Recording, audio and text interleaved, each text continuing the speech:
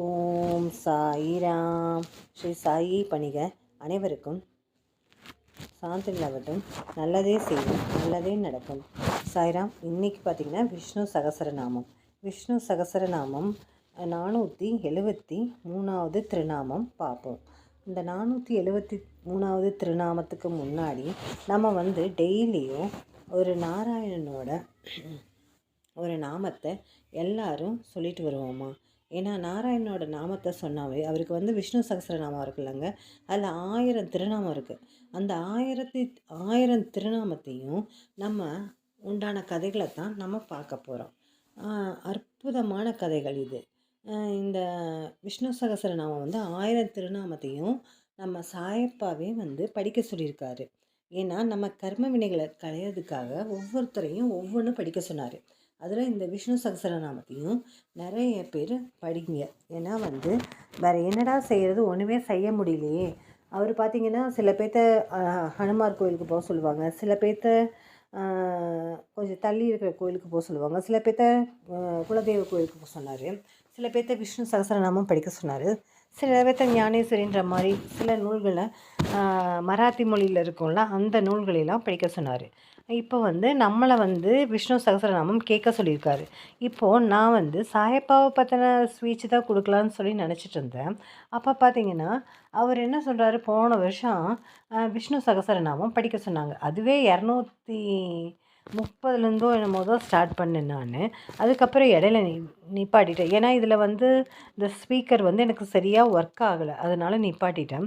அதுக்கப்புறம் நான் மனசார அவர்கிட்ட மன்னிப்பு கேட்டு, இந்த மாதிரி நான்வெஜ் நான் இப்போ சாப்பிட்றதில்ல, விஷ்ணு சகஸ்ரநாமம் நான் சொல்கிறேன் அப்படின்னு அவர்கிட்ட கேட்டுட்டு எனக்கு அது வேணும்னு கேட்டுட்டு இருந்தேன்.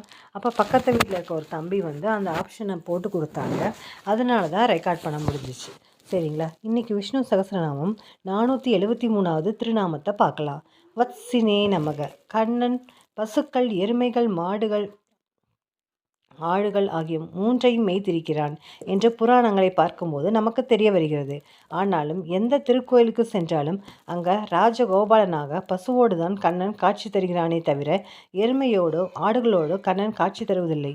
இதற்கு என்ன காரணம் என்று சிந்தித்தேன். அடியனுடைய ஸ்ரீ பாஷ்யாதி கிரந்த ஆச்சாரியன் டாக்டர் ஸ்ரீ ஊவே கருணாகராச்சாரியார் சுவாமி நகைச்சுவையோடு ஒரு விஷயம் கூறுவார். எருமை மாடு யமனுடைய வாகனமாக இருப்பதாலே கண்ணனை யமன் என்று தவறாக புரிந்து கொண்டு மக்கள் அஞ்சி விலகி விடுவார்களோ என கருதி எருமையை தவிர்த்திருப்பார்கள். அவ்வாறே ஆடு என்பதும் வேறு நாடுகளிலும் மதங்களிலும் பயன்படுத்தப்படுவதால் கண்ணன் எந்த மதம் என்று கலகம் பிறக்க வாய்ப்பு இருக்கும் என்று கருதி ஆட்டை தவிர்த்திருப்பார்கள். மீதமுள்ளது பசுதான், அதனால் அதனை பயன்படுத்துகிறார்கள் என்று ஹாஸ்யமாக ரசித்து சொல்வார். அந்த ஆச்சரியரது திருவடிகளை அடியேன் தியானித்த போது அவரது திருவடிகளால் இதில் மற்றொரு விஷயம் பிடிபட்டது. ஆடு மாடு வேறுபாட்டுக்குள் போகாமல் அவை உணர்த்தும் தத்துவங்களின் அடிப்படையில் மட்டும் இக்கருத்தை அணுகுமாறு வேண்டுகிறேன். என்னவென்றால், பசுமாடு சத்துவ குணத்தை குறிக்கிறது, ஆடு ரஜோகுணத்தை குறிக்கிறது, எருமை மாடோ தமோ குணத்தை குறிக்கிறது. பசு, எருமை, ஆடு ஆகிய மொத்த கால்நடைகளையும் மேய விட்டுவிட்டு கண்ணன் ஒரு மரத்தின் நிழலில் அமர்ந்து கொள்வான். அவற்றுள் எருமைகளும் ஆடு புல் மேய்வதிலேயே தங்களின் மொத்த கவனத்தையும் செலுத்திவிட்டு கண்ணனையே மொத்தமாக மறந்து விடுமாம். ஆனால் பசுமாடுகள் மட்டும் கண்ணனின் குழலோசையில் மனதை பறிகொடுத்து கண்ணனின் திருவடிகளையே நாடி அத்திருவடி தாமரைகளில் பொங்கும் தேனை பருகியபடி இருக்குமாம்.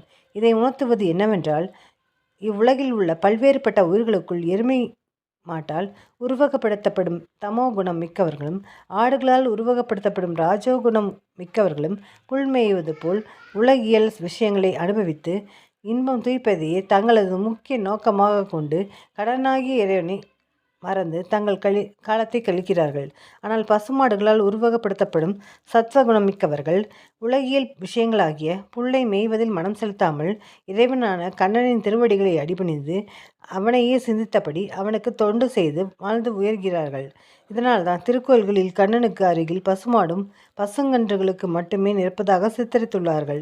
பல புகைப்படங்களிலும் கூட எருமைகளும் ஆடுகளும் வெவ்வேறு திசைகளிலும் மேய்ந்து கொண்டிருக்க பசுமாடு மட்டும் கண்ணன் திருவடிகளை வருடியபடி இருப்பதை காண முடிகிறது. ஆனால் கண்ணன் தன்னை கணிசிக்காத எருமை மாடுகளையோ ஆடுகளையோ கைவிடுவதில்லை. பசுமாடுகளை மேய்ப்பது போலவே அவற்றையும் மேய்த்து அவர்களுக்கு தேவையான உணவையும் அளித்து கொண்டுதான் இருக்கிறான். அதுபோலத்தான் இறைவனை அண்டாதவர்களும் கூட இறைவன் நன்மையை செய்து அவர்கள் மெல்ல மெல்ல பக்குவமடையும்படி அருள் புரிந்து அவர்களும் தன்னை வந்தடைய வழிகாட்டி கொண்டேதான் இருக்கிறான்.